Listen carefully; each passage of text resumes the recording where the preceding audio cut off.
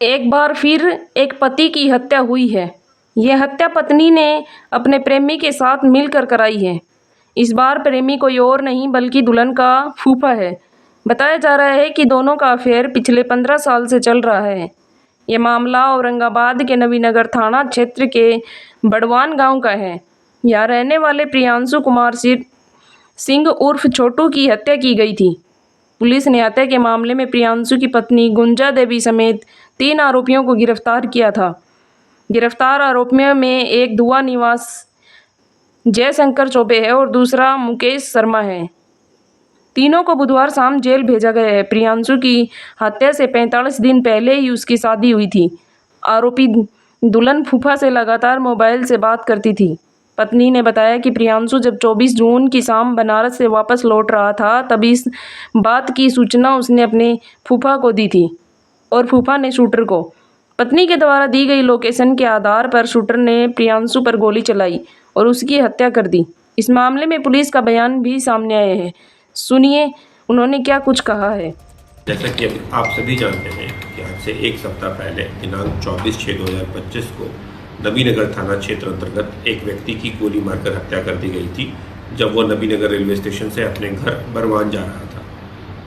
हत्या के बाद उक्त व्यक्ति की पहचान प्रियांशु कुमार सिंह के रूप में की गई थी।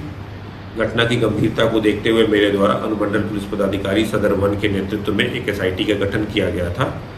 SIT के द्वारा लगातार काम किया जा रहा था, अनुसंधान किया जा रहा था और फाइनली इस केस का डिटेक्शन हो गया है। SIT के द्वारा अनुसंधान के क्रम में यह बात पता चली कि मृतक की शादी उसकी हत्या से 45 दिन पहले हुई थी। गुंजा देवी नाम की लड़की के साथ हुई थी। गुंजा देवी जो है वो नवीनगर थाना क्षेत्र की रहने वाली है। अग्रतर अनुसंधान में यह बात सामने में आई कि गुंजा देवी का अपने सगे फूफा से पूर्व से अनैतिक संबंध चला आ रहा था। दोनों शादी नहीं करना चाह रहे थे। उसके फूफा जी के द्वारा पूर्व में कई बार गुंजा देवी के शादी को तोड़ दिया गया था, लेकिन अंततः गुंजा देवी की शादी उसके पापा के जोर से मृतक के साथ हो गई। एक बार शादी होने के बाद गुंजा देवी और उसके फूफा के बीच में बातचीत जो लगातार होती रहती थी उसमें डिस्टर्बेंस होने लगा। गुंजा देवी और उसके फूफा जी जीवन सिंह के द्वारा लड़के की हत्या करने का निर्णय लिया गया। जीवन सिंह के द्वारा कुछ हथियारबंद युवकों को हायर किया गया जिनके द्वारा गोली चलाई गई। गुंजा देवी के द्वारा युवक का लोकेशन दिया गया कि कब वो कहाँ किस ट्रेन से उतरेगा और हायर किए गए लड़कों के द्वारा उक्त रात को उस घटना को अंजाम दिया गया। इस संबंध में अभी 3 गिरफ्तारी हो गई है। गुंजा देवी की गिरफ्तारी हो गई है एवं 2 अन्य अभियुक्त जो इस घटना में शामिल थे उनकी गिरफ्तारी हो गई है।